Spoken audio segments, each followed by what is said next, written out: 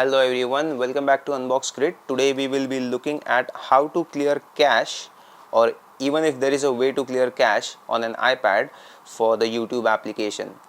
It's not like Android wherein you actually have the option to clear cache. So let's see how to do it in iPad. So now I have my YouTube app which is logged in and working as well.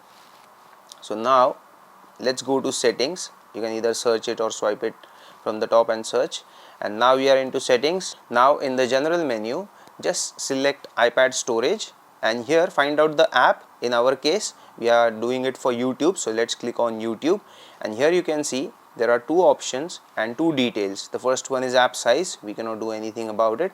Second is documents and data, which is actually taking a large chunk on your iPad.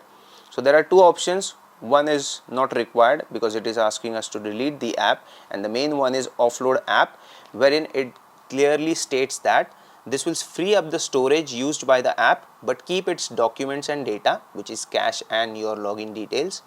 Reinstalling the app will reinstate your data if the app is still available for download. So this is how it works. So technically there is no caching or there is no clear cache option. So let's see what offload app does. Let's click on it, and now it gives us the warning, offload app, offloading YouTube will delete the app but will keep its documents and data. Let's do that.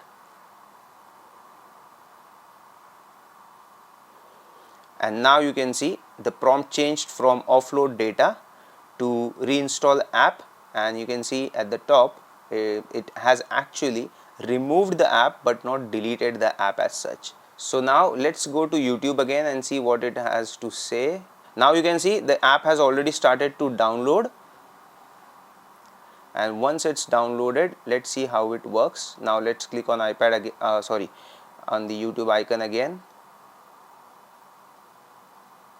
and you can see my account details and everything else is just in place.